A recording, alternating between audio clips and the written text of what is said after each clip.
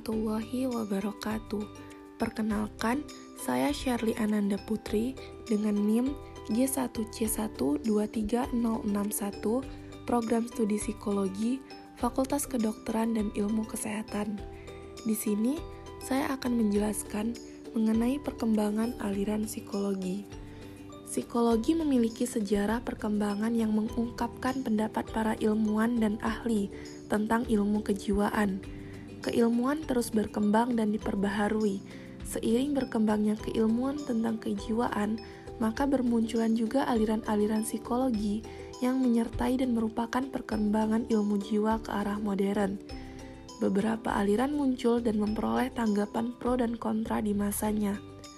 Bentuk aliran-aliran psikologi itu diantaranya strukturalisme, fungsionalisme, behaviorisme, psikologi gestalt, dan psikoanalisis. Aliran yang pertama adalah strukturalisme. Aliran psikologi strukturalisme adalah aliran pertama psikologi yang muncul pada abad ke-19 atau kurang lebih 1832 sampai 1920. Konsep utama aliran ini adalah untuk mempelajari gejala-gejala kejiwaan seseorang, maka harus mempelajari isi dan struktur jiwa seseorang tersebut dengan menggunakan metode introspeksi. Tokoh yang pertama kali mengemukakan aliran strukturalisme ini adalah Wilhelm Wundt, yang merupakan tokoh yang berperan dalam diakuinya psikologi sebagai suatu disiplin ilmu, dan juga mendirikan laboratorium psikologi pertama di Leipzig, Jerman pada tahun 1879. Ciri-ciri dari strukturalisme Wilhelm Wundt ini adalah penekanannya pada analisis atau proses kesadaran yang dipandang terdiri atas elemen-elemen dasar, serta usahanya menemukan hukum-hukum yang membawahi hubungan antar elemen-elemen kesadaran tersebut. Karena pandangan elementalistiknya ini, psikologi strukturalisme disebut juga sebagai psikologi elementalisme.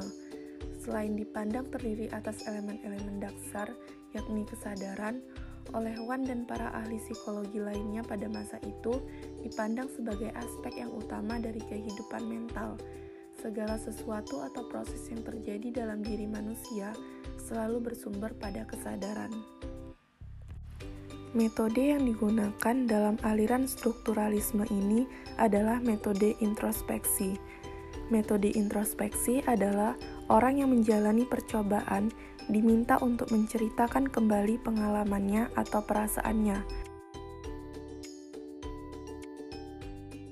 Sensasi seperti pahit, manis, dan dingin dapat diidentifikasi memakai metode introspeksi.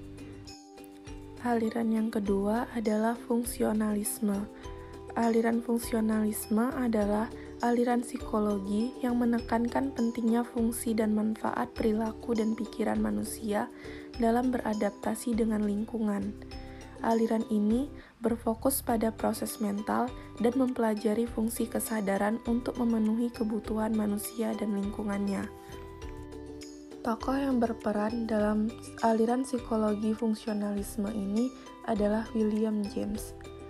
Dengan penekanan pada peranan fungsional pada kesadaran, James merasa bahwa metode introspeksi dari strukturalisme terlalu membatasi untuk mengetahui bagaimana organisme beradaptasi dengan lingkungannya.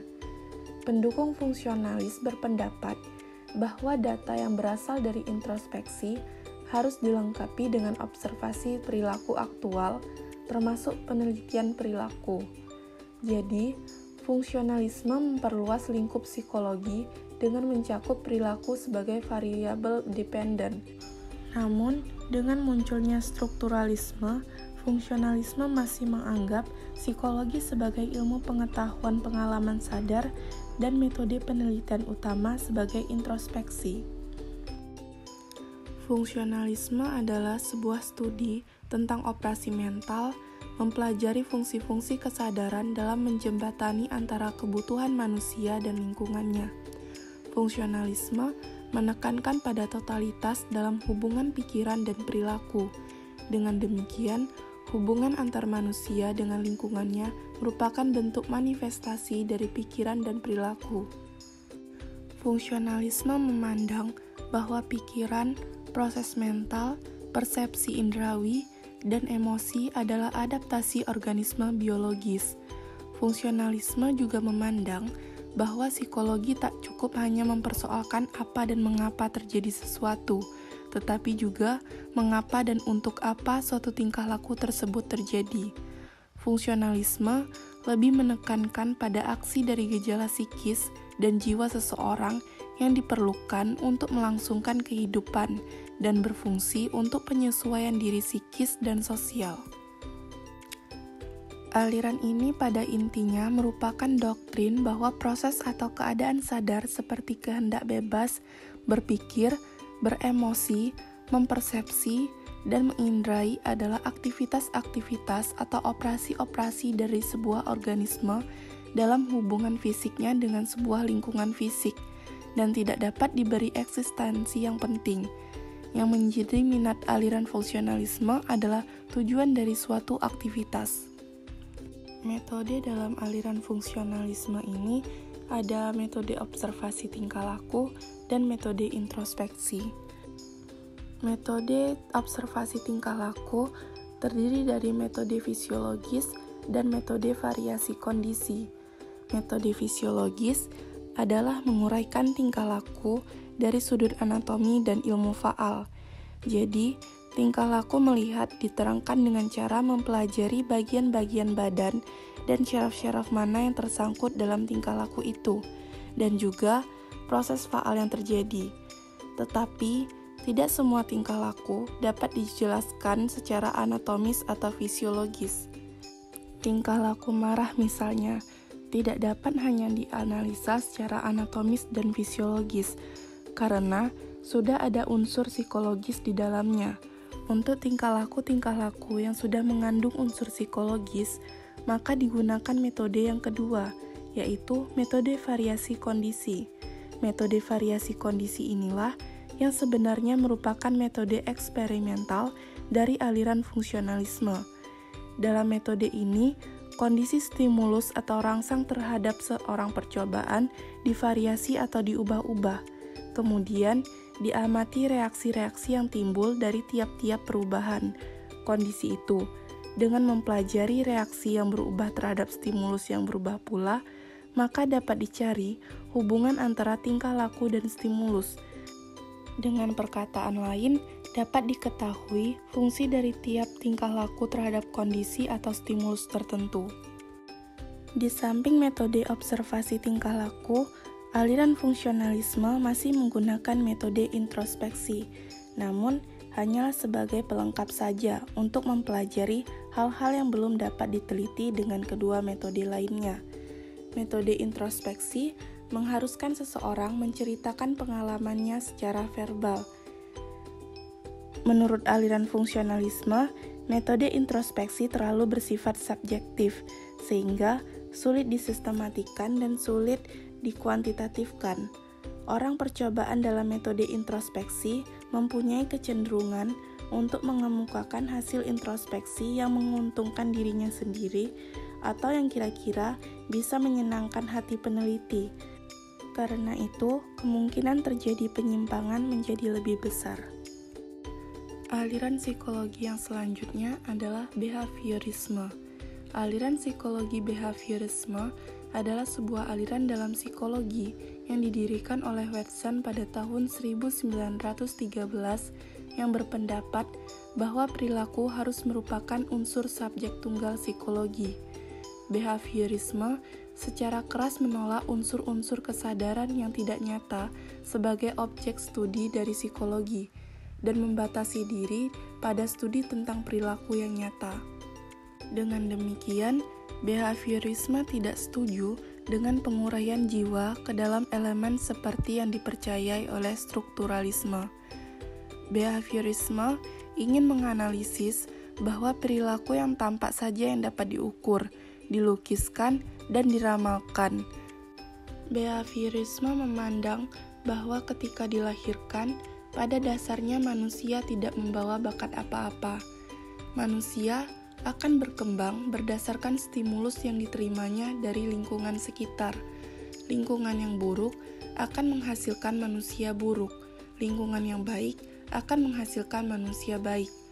Kaum behavioris memusatkan dirinya pada pendekatan ilmiah yang sungguh-sungguh objektif.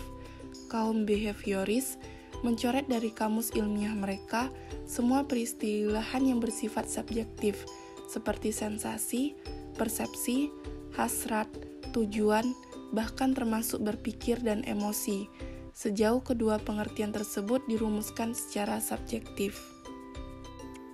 Terhadap aliran behaviorisme ini, kritik umumnya diarahkan pada pengingkaran terhadap potensi alami yang dimiliki manusia. Bahkan, menurut pandangan ini, manusia tidak memiliki jiwa, tidak memiliki kemauan dan kebebasan untuk menentukan tingkah lakunya sendiri.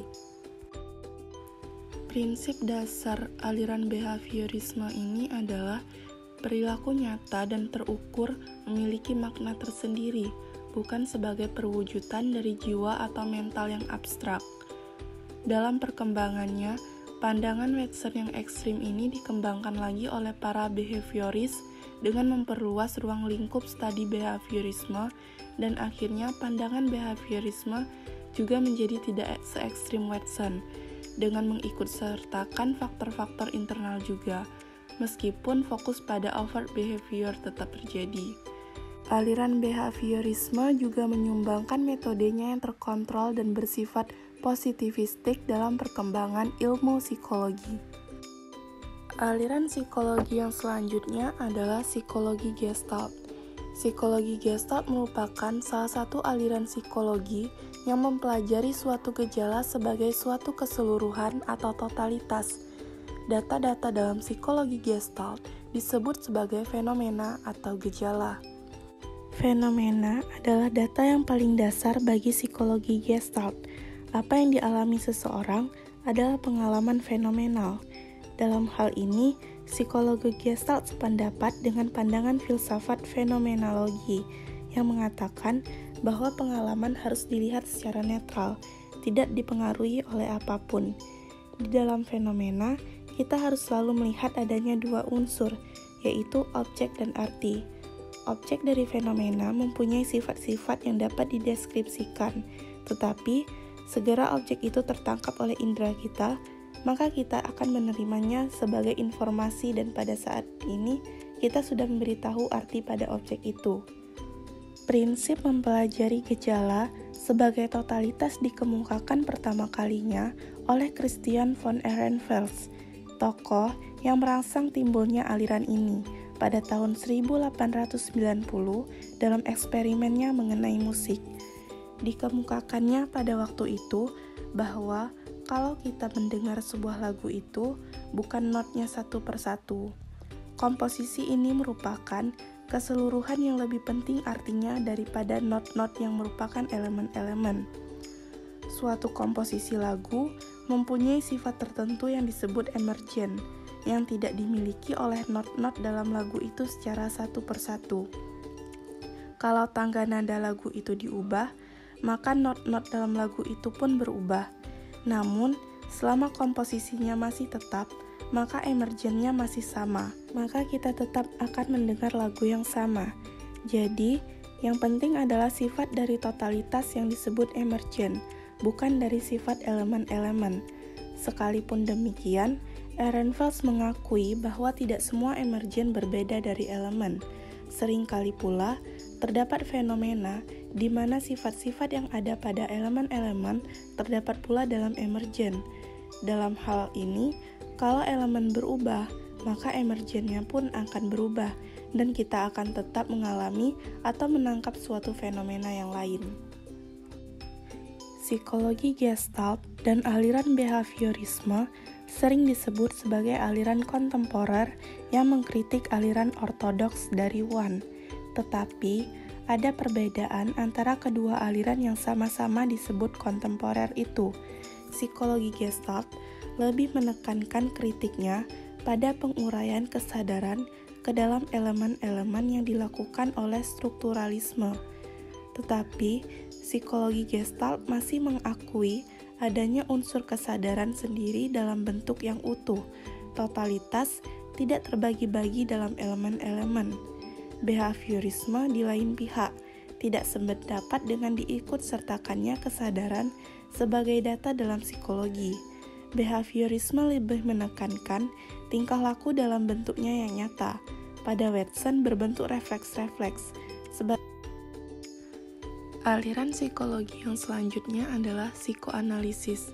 Psikoanalisis adalah pengetahuan psikologi yang mengedepankan pada dinamika, faktor-faktor psikis yang menentukan perilaku manusia, serta pentingnya pengalaman masa kanak-kanak dalam membentuk kepribadian masa depan. Orang yang pertama kali mengembangkan istilah psikoanalisis adalah Sigmund Freud. Sigmund Freud berpendapat bahwa kepribadian manusia didasarkan pada pengalaman-pengalaman yang dialaminya. Pendekatan psikoanalisis yang dilakukan Freud adalah dengan menganalisis berdasarkan pada mimpi dari bacaannya dari literatur ilmu pengetahuan dan kemanusiaan. Freud lebih mengandalkan penalaran deduktif dibandingkan metode riset ketat yang banyak dilakukan oleh psikolog pada umumnya. Ia menggunakan studi kasus secara eksklusif dan merumuskan secara khas hipotesis-hipotesisnya terhadap fakta kasus yang ditemukannya. Hal ini dilakukan dalam kajian teorinya yang memprioritaskan penelitian atas kesadaran sebagai aspek utama dalam kehidupan mental seseorang. Meskipun begitu, kesadaran hanyalah bagian kecil dalam diri seseorang, sedangkan bagian terbesarnya adalah ketidaksadaran atau yang biasa disebut dengan alam tidak sadar. Hal ini diibaratkan sebagai gunung es yang terapung, di mana bagian yang muncul ke permukaan merupakan alam sadar, dan bagian yang tenggelam yaitu alam tidak sadar. Bagi Freud, manusia merupakan makhluk deterministik yang mendefinisikan kegiatan manusia dibentuk oleh kekuatan irasional, kekuatan alam tidak sadar, dorongan biologis, dan insting pada manusia 6 tahun pertama dalam kehidupannya. Teori ini masuk sebagai kajian ilmu baru tentang manusia dan akan terus mengalami banyak pertentangan dari psikolog-psikolog lainnya.